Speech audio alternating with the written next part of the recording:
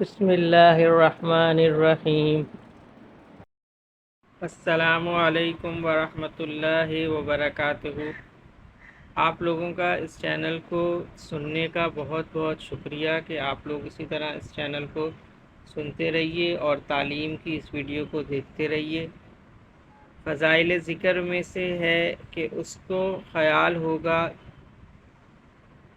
کہ اب گواہ کہاں سے آئیں گے، سب اپنے اپنے ٹھکانے پہنچ گئے ہیں، اس لیے کہے گا کہ اچھا لاؤ گواہ، تو اس کے اعضاء کو حکم کیا جائے گا اور وہ کہنا شروع کریں گے، تو مجبوراً اس کو اقرار کرنا پڑے گا اور کہے گا کہ بے شک ابھی اور بھی بہت سے مہلک گناہ بیان کرنا باقی ہیں، تو ارشاد ہوگا کہ اچھا ہم نے مغفرت کر دی۔ غرض ان وجوہ سے ضرورت ہے کہ آدمی کے اعضاء سے نیک کام بھی بکثرت ہوں تاکہ گواہ دونوں قسم کے مل سکیں۔ اسی لیے حضور اقدس صلی اللہ علیہ وسلم نے اس حدیث بالا میں انگلیوں پر شمار کرنے کا حکم فرمایا ہے۔ اسی وجہ سے دوسری احادیث میں مسجد میں کثرت سے آنے جانے کا حکم ہے کہ نشانات قدم بھی گواہی دیں گے اور ان کا ثواب لکھا جاتا ہے۔ کس قدر خوش قسمت ہیں وہ لوگ جن کے لیے برائی کا گواہ کوئی بھی نہ ہو، کہ گناہ کیے ہی نہیں یا توبہ وغیرہ سے معاف ہو گئے، اور بھلائی اور نیکی کی گواہ سینکڑوں ہزاروں ہوں۔ جس کی سہل ترین صورت یہ ہے کہ جب کوئی گناہ صادر ہو جائے فوراً توبہ سے اس کو محو کر ڈالیں کہ پھر وہ کالعدم ہو جاتے ہیں، جیسا کہ باب دوم فصل سویم حدیث نمبر 33 کے تحت گزر چکا ہے، اور نیکیاں اعمال ناموں میں باقی رہیں جس کے گواہ بھی موجود ہوں، اور جن جن اعضاء سے یہ نیک عمل کیے ہیں وہ سب گواہی دیں۔ متعدد احادیث میں خود نبی اکرم صلی اللہ علیہ وسلم کا انگلیوں پر گننا مختلف الفاظ سے نقل کیا گیا ہے۔ حضرت عبداللہ بن عمر رضی اللہ تعالی عنہ فرماتے ہیں کہ نبی اکرم صلی اللہ علیہ وسلم انگلیوں پہ تسبیح گنتے تھے۔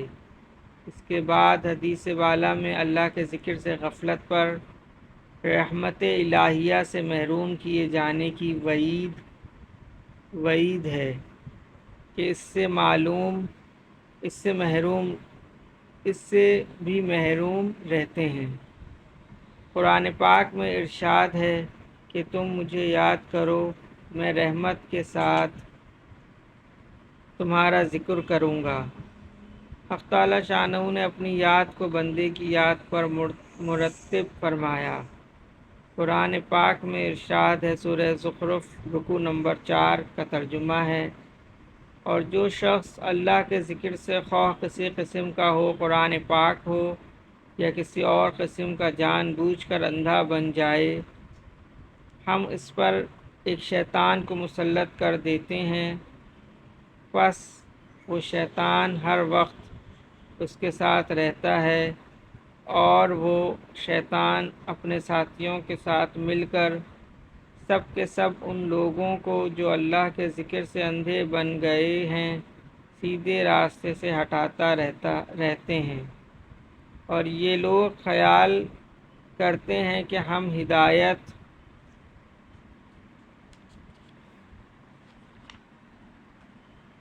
ہدایت پر ہیں۔ حدیث میں ہے کہ ہر شخص کے ساتھ ایک شیطان مقرر ہے، کافر کے ساتھ تو ہر وقت شریک حال رہتا ہے، کھانے میں بھی، پینے میں بھی، سونے میں بھی، لیکن مومن سے ذرا دور رہتا ہے اور ہر وقت منتظر رہتا ہے، جب اس کو ذرا غافل پاتا ہے تو فوراً اس پر حملہ کر دیتا ہے۔ دوسری جگہ ارشاد ہے، سورہ منافقون رکوع نمبر 2 کہ ترجمہ ہے، اے ایمان والو، تم کو تمہارے مال اور اولاد اور اسی طرح دوسری چیزیں اللہ کی یاد سے غافل نہ کر دیں، اور جو لوگ ایسا کریں گے وہی خسارہ والے ہیں۔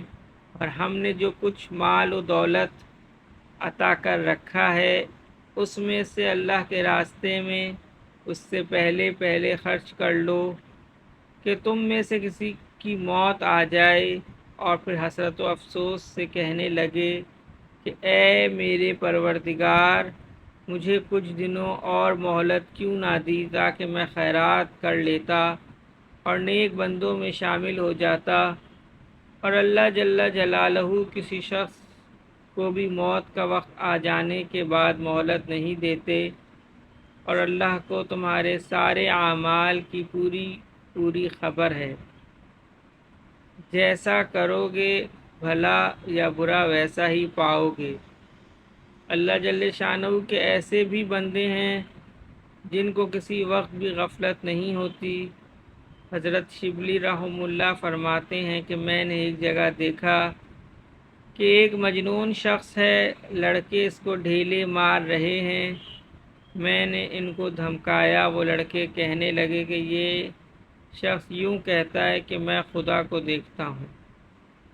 میں اس کے قریب گیا تو وہ کچھ کہہ رہا تھا، میں نے غور سے سنا تو وہ یہ کہہ رہا تھا کہ تو نے بہت ہی اچھا کیا کہ ان لڑکوں کو مجھ پر مسلط کر دیا۔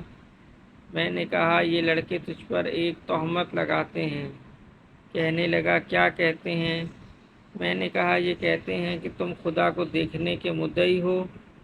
یہ سن کر اس نے ایک چیخ ماری اور یہ کہا، شبلی، اس ذات کی قسم جس نے اپنی محبت میں مجھ کو شکستہ حال بنا رکھا ہے اور اپنے قرب و بعد میں مجھ کو بھٹکا رکھا ہے، اگر تھوڑی دیر بھی وہ مجھ سے غائب ہو جائے یعنی حضوری حاصل نہ رہے تو میں درد فراق سے ٹکڑے ٹکڑے ہو جاؤں۔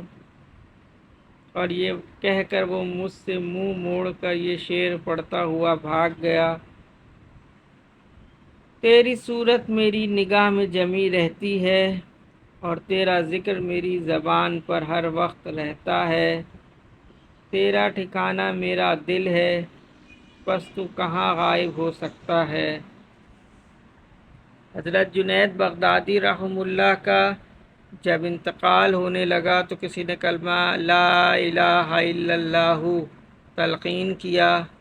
فرمانے لگے کہ میں کسی وقت بھی اس کو نہیں بھولا، یعنی یاد تو اس کو دلاؤ جس کو کسی وقت بھی غفلت ہوئی ہو۔ حضرت مشداد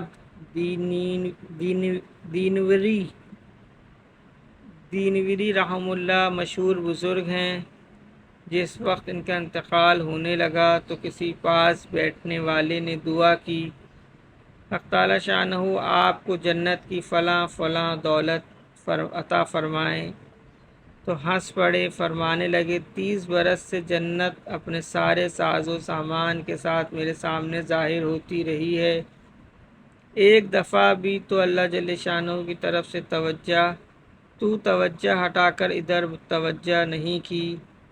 حضرت رویم رحمہ اللہ کو انتقال کے وقت کسی نے کلمے کی تلقین کی تو فرمانے لگے میں اس کو غیر کو اچھی طرح جانتا ہی نہیں۔ احمد بن خضرویہ رحمہ اللہ کے انتقال کا وقت تھا، کسی شخص نے کوئی بات پوچھی، آنکھوں سے آنسو نکل پڑے، کہنے لگے 95 برس سے ایک دروازہ کھٹکھٹا رہا ہوں، وہ اس وقت کھلنے والا ہے، مجھے معلوم نہیں کہ وہ سعادت کے ساتھ کھلتا ہے یا بدبختی کے ساتھ، مجھے اس وقت بات کی فرصت کہاں۔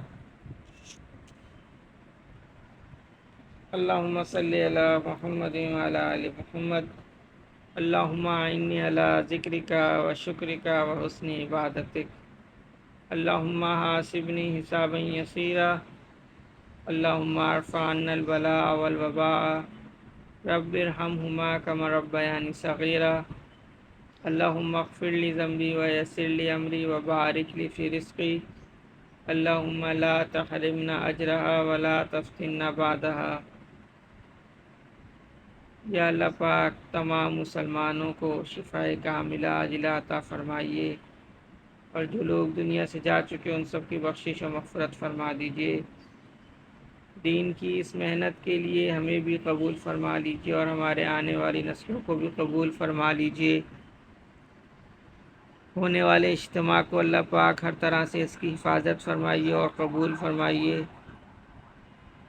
سبحان ربک رب العزت عما یصفون وسلام علی المرسلین والحمد للہ رب العالمین۔ آمین برحمتک یا ارحم الراحمین۔